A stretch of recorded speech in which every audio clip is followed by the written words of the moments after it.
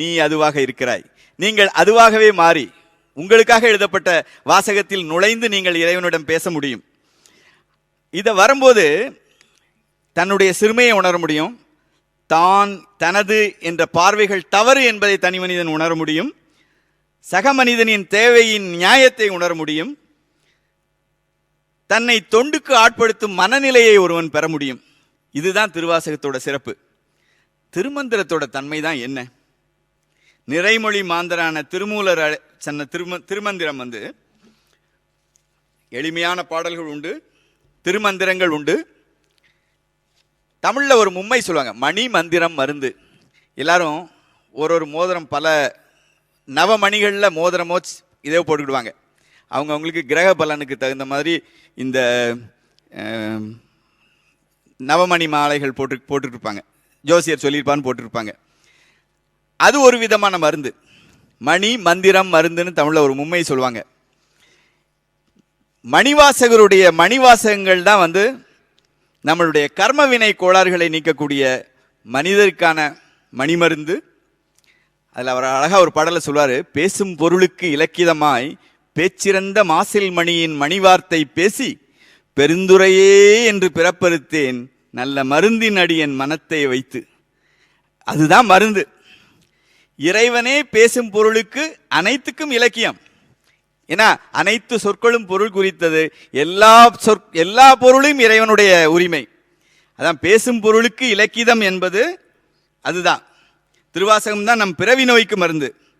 அவன் சொல்லுக்குள் அடங்க முடியாதவன்கிறதுனால தான் பேசும் பொருளுக்கு இலக்கியமாய் அப்படிங்கிறார். பேசில் இறந்த மாசில் மணி அப்படின்னு சொல்றார். இப்போ திருவாசகமும் மருந்து தான். நமக்கு நிறைய மருந்து கசப்பு மருந்தா இருக்கும். அதுக்கும் திருவாசகத்துக்கு என்ன வித்தியாசம்னு பார்த்தீங்கன்னா, மருந்துலேயே ஒரு தனித்துவமான மருந்து தேன். அது எந்த மருந்தின் தன்மையும் கெடுக்காது. மருந்தினுடைய கசப்பு தன்மையை மாற்றி உங்களுக்கு இனிமையை கொடுத்து அந்த மருந்தினுடைய முழு பலனையும் உங்களுக்கு தரும். தனியாக உண்டாலும் அது மருந்து தான். தேனை உண்டு யாராவது நோய் வாங்கினதா கிடையாது. வேப்ப மருந்து முதல்ல கசக்கும், சாப்பிட்ட பிறகு உங்களுக்கு பலனை தரும். பலன் இனிமை. அப்படி இல்லாமல் சாப்பிடும்போது கசப்பு, உண்ட பின்பு இனிப்பு அப்படி இல்லாமல் உண்ணும் போதும் உண்ட பிறகும் இனிப்பையும் நன்மையும் தரும் ஒரு மருந்து தேன். அதை போல நீங்க திருப்பெருந்துறையான் சிவபெருமானை மனத்தில் வைக்கும் பொழுதும் பேரானந்தம், பின்னர் நிகழும் பிறவி நீக்கம் அதை விட பெரிய பேரானந்தம். அதனாலதான் திருவாசகம் அந்த இரண்டையும் தருவதனால தான் அது திருவாசக தேன் பேர். அதை நினைக்கும் போதும் அதற்கான பலனை பெறும் போதும் எப்பொழுதும் இனிமையை தருவது திருவாசகம். இந்த நால்வர் நெறி, அப்பர் பெருமான் நால்வருமே ஞானியர்கள். ஞானியில் சரியை செய்தது, தொண்டு நெறி செய்தது அப்பர். ஞானத்தில் மகன்மை நெறியில் இருந்தது சம்பந்தர்.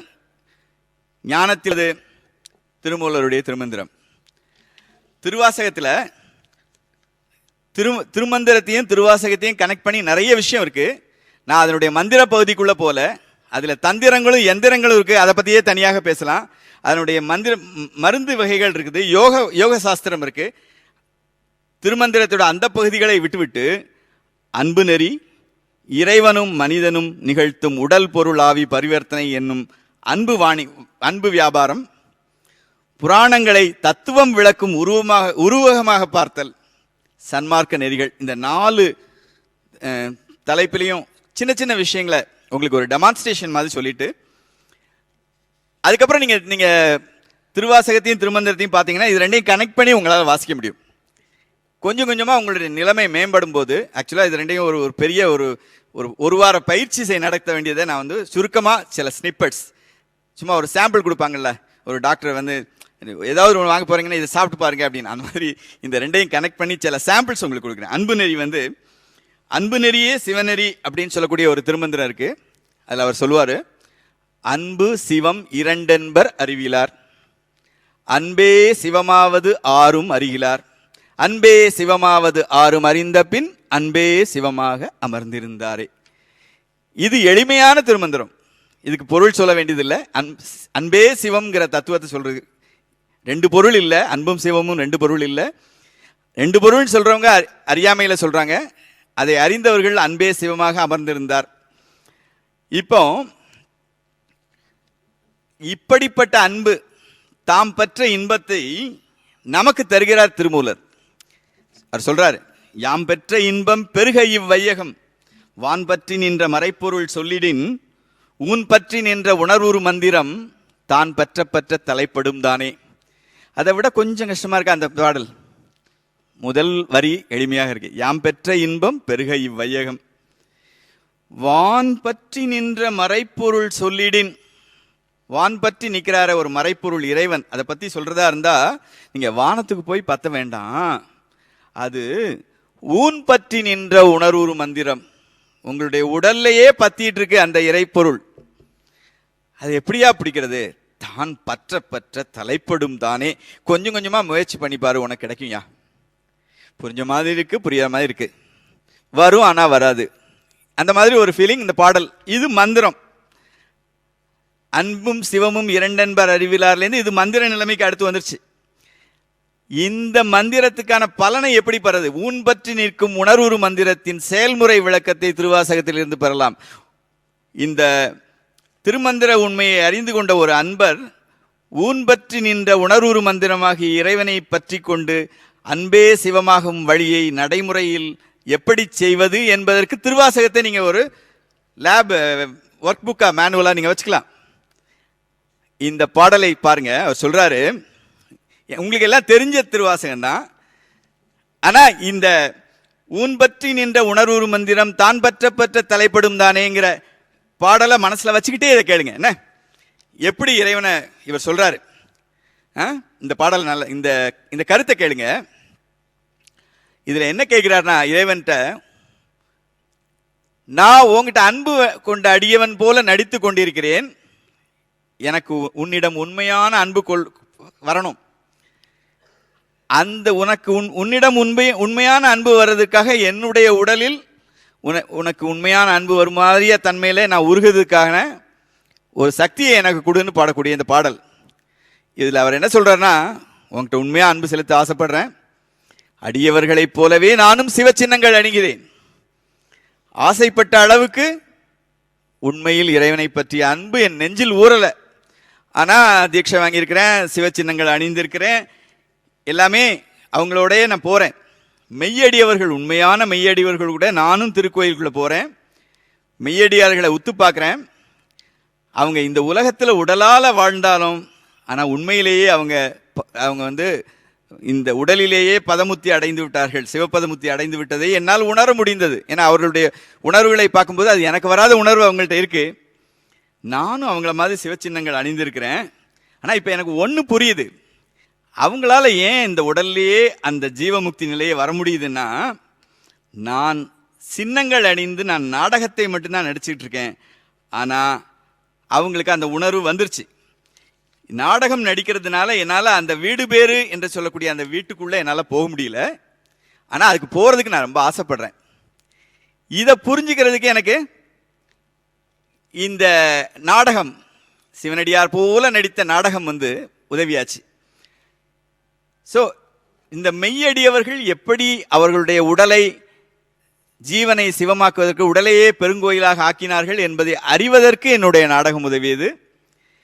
இறைவனிடம் இடைவிடாத அன்பை செலுத்தும் தன்மையை அவங்களுடைய ஐம்புலன்களும் அவங்க உடல்லையும் அவங்க அந்த சக்தியை வச்சிருக்காங்க. அதை நான் பார்க்குறேன், என்னுடைய கண்ணால் அதை பார்க்குறேன், ஆனால் எனக்கு தான் அந்த சக்தி வரல. இதை அவர் சொல்றாரு, நாடகத்தால் உன்னடியார் போல் நடித்து நான் நடுவே வீடகத்தே புகுந்திடுவான் மிக பெரிதும் விரைகின்றேன். அவங்களுக்கு ஏன் அந்த சக்தி இருக்கு, எனக்கு ஏன் அந்த சக்தி இல்லைன்னா, உங்ககிட்ட இடைவிடாத அன்பு இருக்கு, அதை மட்டும் எனக்கு கொடுத்துறப்பா கேட்கிறாரு. அடகச்சீர் மணிக்குன்றே இடையரா அன்பு உனக்கு, உண்மையில இடையரா அன்பு எனக்கு இருக்கிற மாதிரி அதை என் ஊடகத்தை என் உடலில் நின்று உருக தந்து அருள் எம் உடையானே. இப்ப அந்த டெக்னிக்குள்ள வந்தாச்சு.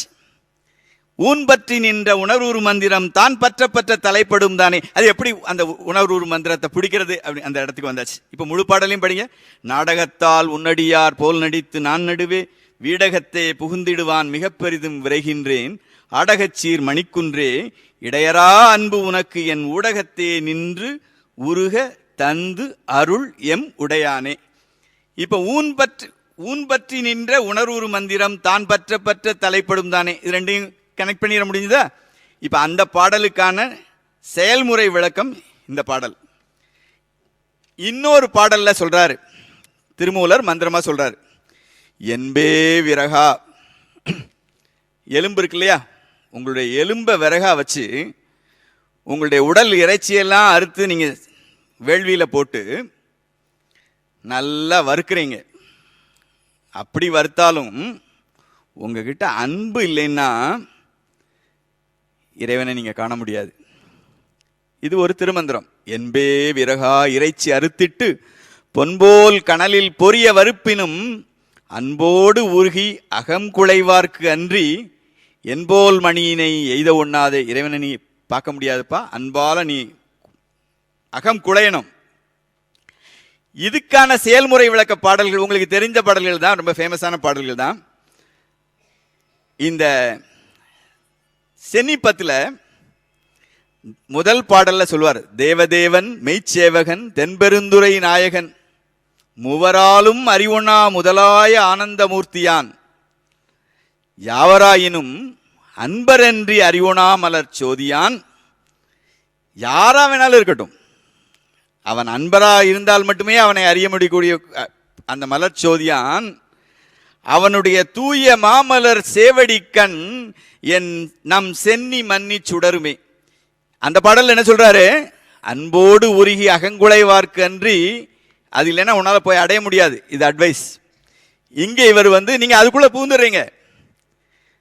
யாவராயினும் அன்பரன்றி அறிவுணா மலர் சோதியான் தூய மாமலர் சேவடி கண் நம் சென்னி மன்னி சுடருமே.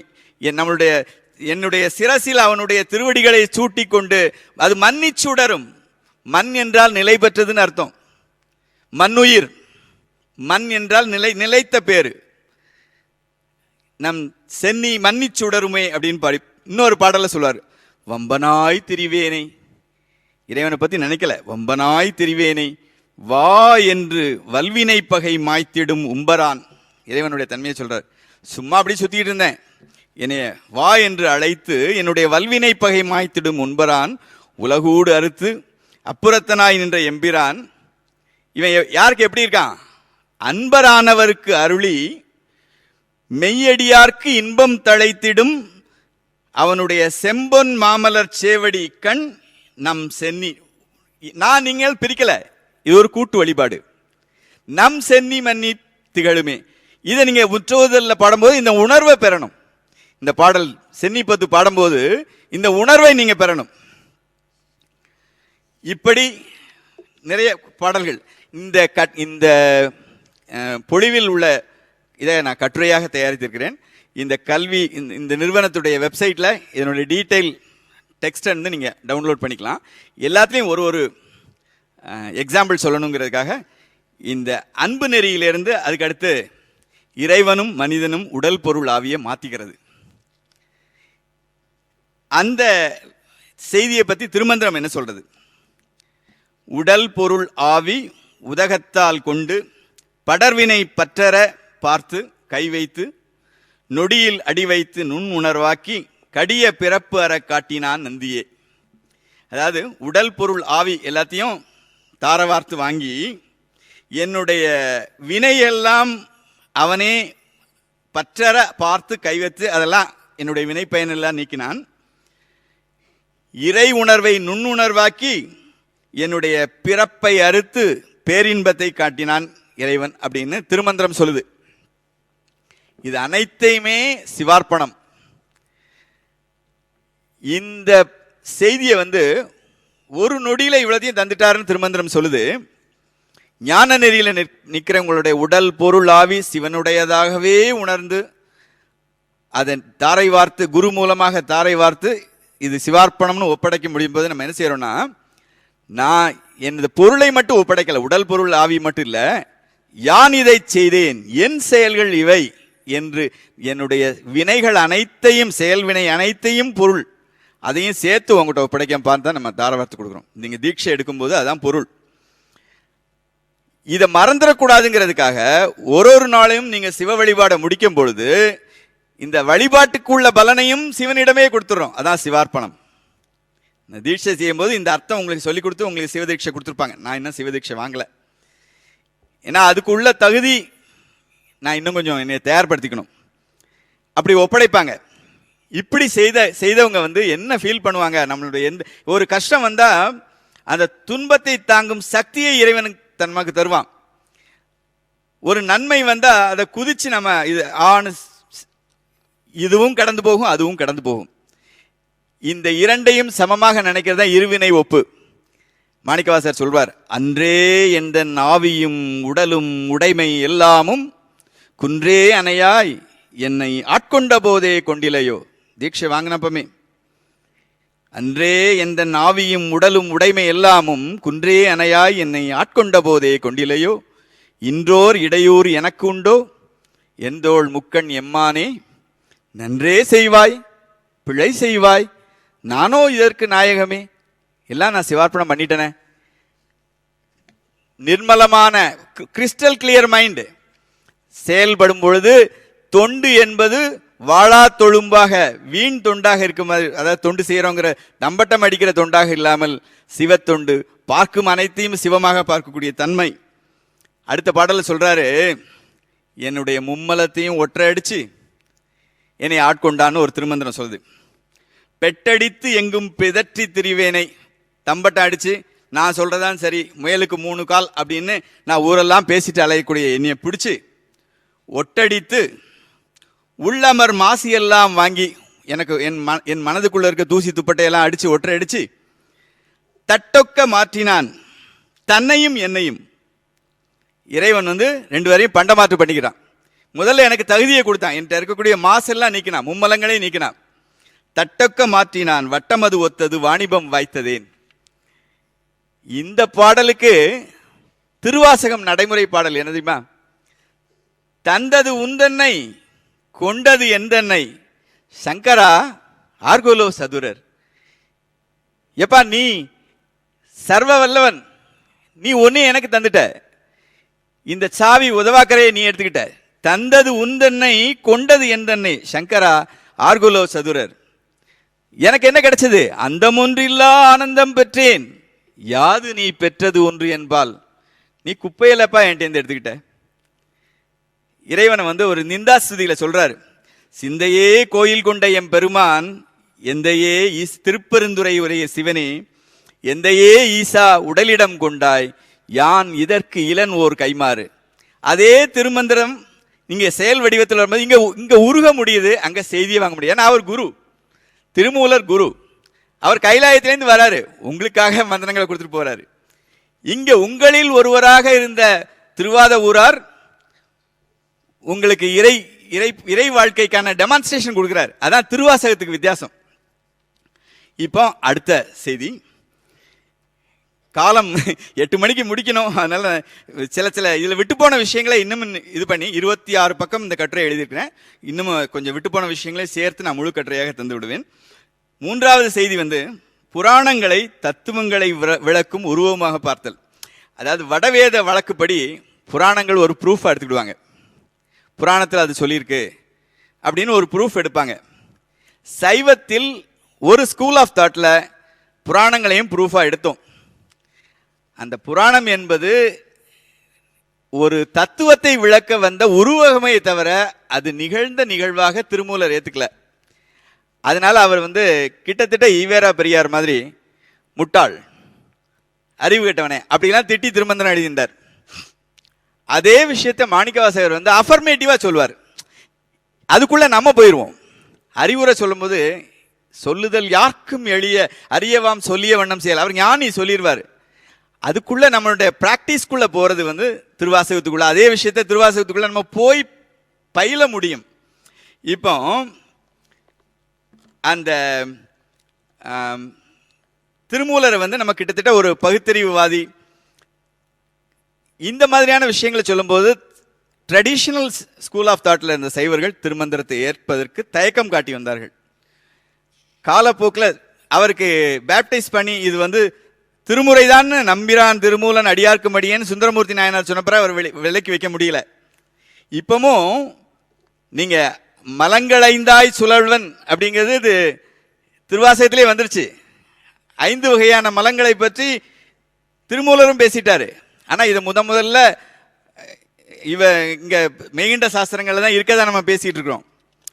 இந்த மாதிரியான வித்தியாசங்கள் இதெல்லாம் இலக்கியங்கள், அதில இருந்து தான் இலக்கணம் பின்னாடி வருது. நம்ம மெய்கண்ட சாஸ்திரங்கள்லாம் இலக்கணங்கள், இலக்கியங்கள்லேருந்து எடுத்தது தான் இலக்கணங்கள்.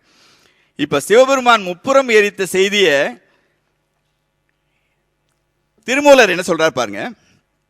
3 கோட்டை, தாரகாஷன், கமலாக்ஷன், வித்யுமாலி, இந்த 3 அசுரர்களுடைய பொன் வெள்ளி இரும்பு ஆகியவற்றால் செய்த 3 கோட்டைகளையும் சிவபெருமான் தகனம் பண்ணா, திரிபுரத்தை தகனம் பண்ணா அப்படின்னு ஒரு புராணம் இருக்கு. ஆனா இந்த 3 கோட்டைகள் என்பது மும்மலங்கள் அப்படின்னு திருமூலர் சொல்றார். இப்படி ஒரு நிகழ்வை சொல்றவன் மூடர்கள் அப்படிங்கிறார். பாடலை கேளுங்க. அப்பணி செஞ்சடை ஆதி புராதனன் முப்புறம் செற்றனன் என்பர்கள் மூடர்கள். அப்பணின்னா தலையில கங்கை வச்சுக்கிறார், அப்புனா நீர். அப்பு அணியும் செஞ்சடை இறைவன் ஆதி புராதனன், அவன் தான் முன்னை பழம்பொருட்கும் முன்னை பழம்பொருள் பின்னை புதுமைக்கும் பேர்த்தும பெற்றியன் சிவபெருமான் இல்லையா. அவனுக்கு பழம்பொருளும் கிடையாது, அவனுக்கு இளையவர்களும் கிடையாது. அவன் என்றும் இளைமையாக இருக்கிறவன், என்றும் எல்லாத்துக்கும் மூத்தவன். அதான் சொல்றாரு, அப்பணி செஞ்சடை ஆதி புராதனன் முப்புறம் செற்றனன் என்பர்கள் மூடர்கள். முப்புறமாவது மும்மல காரியம், அப்புறம் எய்தமை ஆறறிவாரோ. என்ன நம்ம கேட்ட புராண செய்தியெல்லாம் சடக்குன்னு தூக்கி குப்பையில போட்டார் அந்த மனுஷன். இத மாணிக்கவாசகர் அவர் ஞானி அறிவுரை சொல்றாரு. நம்மள மாதிரி அதுக்குள்ள போறதுக்கு இவர் சொல்றாரு.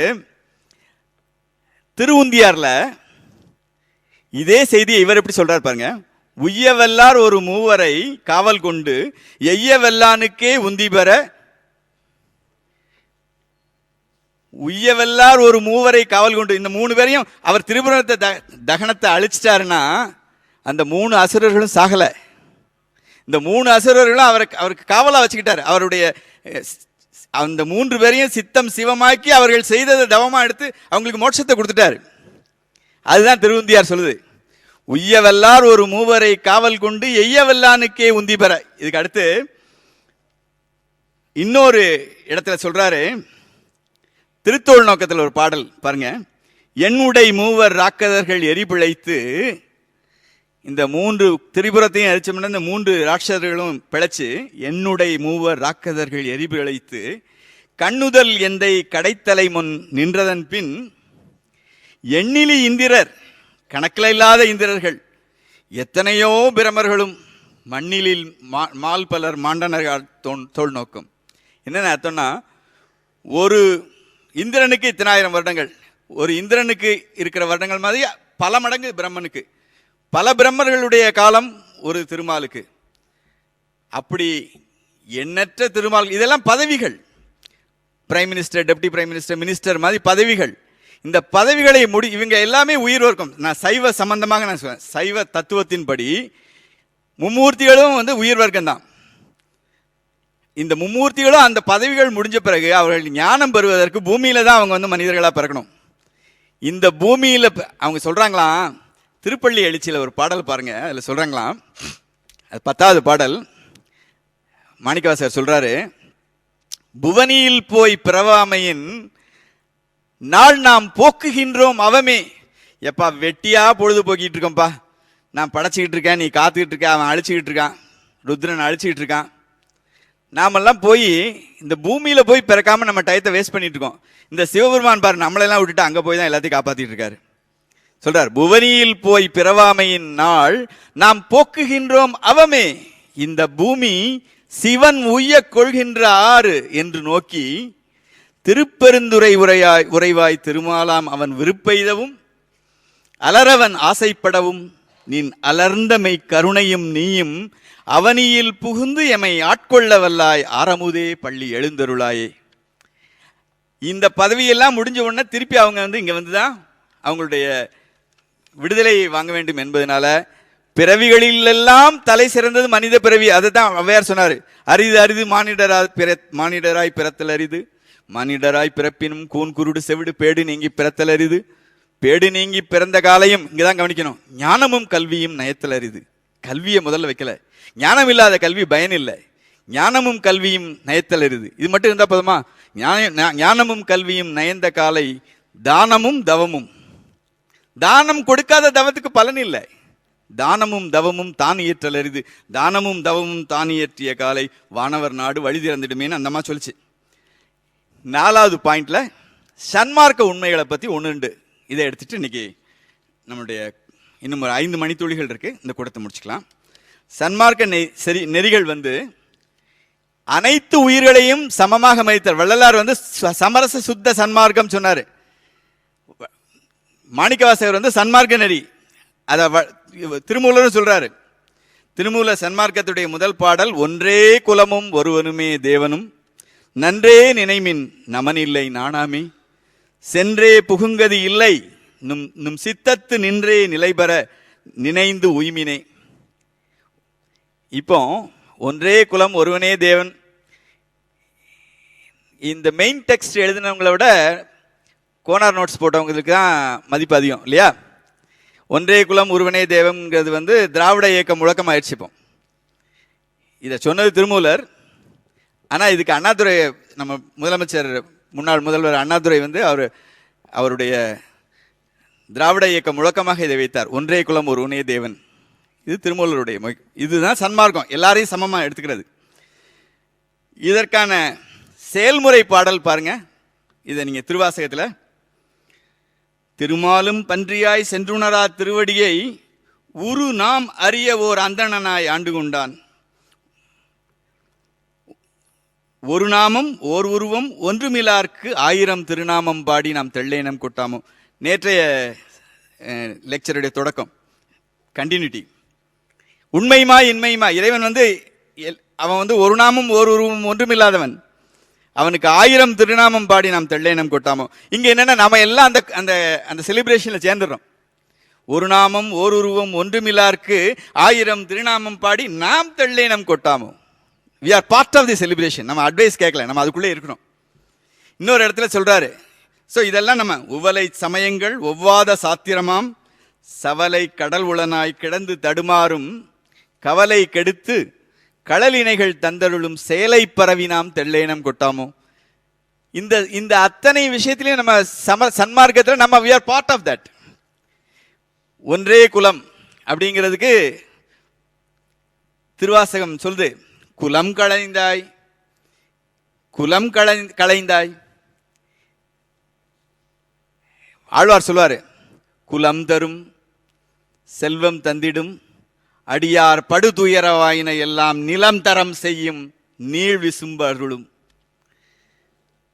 திருக்குலம் என்ற ஒன்று அப்படின்னு வாழ்வார்கள் முழங்கினாங்க. சைவமும் அதைத்தான் சொல்லிச்சு.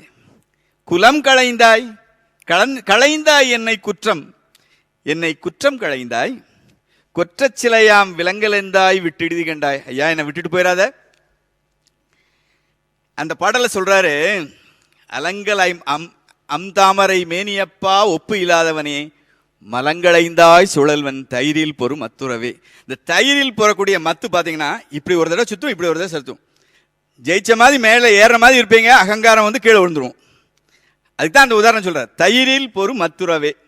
நம்ம என்ன சொல்றோம், இந்த 5 மலம்ங்கிறது மும்மலம் தெரியும். மாயேயம் திரோதாயிங்கிற 2ஐயும் உமாவதி சிவனார் தான் முதல்ல சொன்னாருன்னு நம்ம சைவ சித்தாந்தம் படிச்சுட்டு இருக்கோம். சொல்லிட்டாரு யாரு? மாணிக்கவாசகர். அவருக்கு முன்னாடியே 3ஆவது நூற்றாண்டுல சொல்லிட்டார். அப்ப அது இலக்கணம், இது இலக்கியம். இன்னொரு இடத்துல சொல்றாரு, நான் எப்படி கஷ்டப்பட்டேன் தெரியுமா? வைத்த நிதி பெண்டிர் மக்கள் குலம் கல்வி என்னும் பித்த உலகில் பிறப்போடு இறப்பென்னும் சித்த விகார கலக்கம் தெளிவித்த வித்தகத்தேவருக்கே சென்றுதாய் கொத்தும்பி. எல்லாருக்கும் இருக்கிற ஒரே கலக்கம், என்னுடைய சொத்து பணம், என்னுடைய மனைவி மக்கள், என்னுடைய ஜாதி குலம், நான் கல்வியில் சிறந்தவன். இதுதான் எல்லாத்துக்கும் பிடிச்சிருக்க பித்தம். இதுல பிறப்போடு இறப்பு போச்சுன்னா என்ன? திருமூலர் அழகா சொல்லுவாரு, ஊரெல்லாம் கூடி உழக்க அழுதிட்டு பேரினை நீக்கி பிணம் என்று பெயரிட்டு சூரையம் காட்டிடை கொண்டு சுட்டிட்டு நீரினில் மூழ்கி நினைப்பொழிந்தனரே. உங்களுடைய வைத்த நிதி பெண்டீர் மக்கள் குலம் கல்வி என்னும் சித்த விகாரம் செத்து போனவொடனே உங்க பேரும் உங்களோட போயிடும், அந்த உயிரோட போயிடும். பணத்தை எப்போ எடுக்க போகிறீங்க? 24 மணி நேரம் வீட்டில் வச்சிருக்க மாட்டான். அப்புறம் மொட்டை அடித்து தண்ணி ஆற்றுல முங்கி குளித்த உடனே மறந்து போயிடுவாங்க. ஒரு வருஷத்துக்கு ஒரு தடவை திதி, அதுக்கப்புறம் அதுவும் ஞாபகம் இருக்காது. அப்போ நம்ம கூட வரக்கூடியது, நம்மளுடைய உடன் வரக்கூடியது நாம் கற்றதும் பெற்றதும் தான். இந்த சித்த விகார கலக்கம் தெளிவித்த வித்தக தேவருக்கே சென்றுதாய் கோத்தும்பின்னு சொல்றாரு பாருங்க. அது அடுத்து, சாதி குலம் பிறப்பு என்னும் சுழிப்பட்டு தடுமாறும் ஆதமிலி நாயேனை அல்லலறுத்து ஆட்கொண்டு பேதை குணம் பிறர் உருவம் யான் எனது என்னும் உரை மாற்றி கோதில் அமுதானனை குலாவதில்லை கண்டேனே. இதுக்குள்ள நம்ம போயிடுறோம். ஜாதி குலம் பிறப்பு இந்த சுழிக்குள்ள நான் வெளியில வரணும்னு நானே என்னை ஒப்பு கொடுக்கிறேன். அட்வைஸ் கேட்கல, I am part of the game. அப்போ நான் மாறுறதுக்கான வழி இருக்கு. அட்வைஸும் இதுவும் சேர்ந்து வரணும். பத்திமையும் பரிசுமில்லா பசுபாசம் அறுத்தருளி சாதி விடாத குணங்கள் நம்முடன் சலித்திடுமாகாதே. இதெல்லாம் சன்மார்க்க உண்மைகள். கேள்வி கேட்கக்கூடாதா? ஃபைனலாக முடிக்கும் போது நம்ம கேள்வி கேட்கலாமா? கேட்கக்கூடாதா? எல்லாத்தையும் நம்பணுமா? திருமூலர் சொல்றாரு நிறைய கேள்விகள். ஆனா இறைவன் இருக்கிறாங்கிறதையும் தெரிஞ்சுக்கோ. செல்லும் அளவும் செலுத்துமின் சிந்தையை வல்ல பரிசால் உரைமின்கள் வாய்மையை இல்லை எனினும் பெரிதுளன் எம்மிரை நல்ல அறநெறி நாடுமினே. அதை அறநெறி நாடுமினேன்னு இப்ப இவர் என்ன சொல்வார்னா, பக்தர்கள் இங்கே வம்மின் உங்கள் பாசம் தீர பணிமினோ சித்தமார்தரும் சேவடிக்கண்ணம் சென்னி மன்னி திகழுமே. இறுதியாக இந்த பாண்டி நாட்டு மண்ணிலிருந்து பாண்டியனாக இந்த பாண்டி மண்ணிலிருந்து திருவாதூரார் ஒரு பாடல், திருப்பாண்டி பதிகம். நீங்க ரசிச்சு படிக்க வேண்டிய பதிகம். அதுல உங்களுக்கு ரொம்ப அழகா சொல்வார். காலம் உண்டாகவே காதல் செய்து உய்மின். ரொம்ப காலம் இல்லப்பா, இருக்கிற காலத்தை பயன்படுத்திக்கங்க. காலம் உண்டாகவே காதல் செய்து உய்மின் கருதறிய ஞாலம் உண்டானோடு நான்முகன் வானவர் நன்னறிய ஆலம் உண்டான் எங்கள் பாண்டிப்பிரான். சிவபெருமான் அவர் உள்ளூர்காரர் ஆகிட்டார்.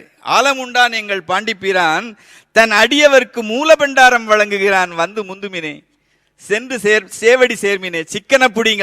அதுக்கப்புறம் தான் அந்த சிக்கனை பிடித்த பத்து அதுக்கு அடுத்து வருது. இப்படி திருமந்திரம் சொல்லக்கூடிய மந்திரங்களுக்கெல்லாம் பயிற்சி தளமாக திருவாசகம் விளங்குகிறது. அந்த மந்திர பகுதியில் எதையெல்லாம் நாம் பயிற்சி செய்ய முடியும் என்பதற்கு ஒரு நாளில் இதெல்லாம் செய்ய முடியாது. ஆனாலும் இந்த 1 மணி துளி 1.25 மணி நேரம் இதற்குள்ள முடிக்கணுங்கிறதுக்காக நான் கிட்டத்தட்ட ஒரு 3 நாள் பயிற்சி எடுத்துக்கிட்டேன். எழுதி பேசுறது மாதிரியே எழுதி இதை அந்த நேரத்துக்குள்ள முடிக்கணுங்கிறதுக்கான பயிற்சி எடுத்துக்கிட்டேன். ஆனால் நீங்கள் பயிற்சி செய்து பாருங்கள். இது நான் ஒரு துளி தான். I have given only a glimpse of that. நிறைய விஷயங்கள் நீங்க அப்படி பார்த்தீர்கள், ஆனால் அனுபவம் உங்கள் கைக்கு வரும். முற்றோதுதல் செய்யும் போதே உங்களை நீங்கள் திருப்பணி மட்டும் இல்லை, நீங்களே அந்த அனுபவத்தில் சித்தம் சிவமாக்கி செய்தனவே தவமாக்கும் அனுபவத்தை நீங்கள் பெறுவீர்கள் என்று உங்களை எல்லாம் இந்த வாய்ப்புக்கு இத்துளை மணித்துளி பொறுமையாக இருந்து என்னுடைய உரையை கேட்ட உங்களுக்கு அனைவருக்கும் நன்றி கூறி, இந்த தளத்தை எனக்கு கொடுத்த பெருந்தகையாளர்கள் இளம் ஞானசம்பந்தர் போன்ற அறிஞர் திரு ஹரி அவர்களுக்கும், ஹரி தியாகராஜன் அவர்களுக்கும், பேராசிரியர் அருணகிரி அவர்களுக்கும், இந்த கல்லூரி தியாகராஜர் பொறியியல் கல்லூரியின் முதல்வர் அவர்களுக்கும் என்னுடைய மனமார்ந்த நன்றியை தெரிவித்துக் கொள்கிறேன். ஏன்னா முதல்ல நம்ம பிரின்சிபல்கிட்ட பேசிட்டு இருக்கும்போது தான் வேற ஒரு விஷயமா பேசிட்டு இருந்தோம். அப்போ திடீர்னு திருவாசகத்தை பற்றி நான் ஹிந்துவில் எழுதிட்டு இருக்கேன்னு சொல்லும்போது இங்கே ஒரு அழுஞான சபை இருக்கு அப்படின்னு ஐயா தான் என்னை முதல்ல ரெஃபர் பண்ணாங்க. இந்த தளத்தில் பேசுவது, மதுரையில் பேசுவது, திருக்குறளே இங்கே மதுரை தளத்துக்கு வந்த பிறகுதான் கவனிக்கப்படும். அந்த விதத்தில் இந்த நாள் என் வாழ்நாளில் முக்கியமான நாள். அடியவர்களுடன் பேசுவது, இறைவன் அடியவர்களுடன் பேசுறதுங்கிறது ஒரு பெரிய குடுப்பினை. ஏன்னா இருவருமே அந்த அனுபவத்தை பெறுவோம்.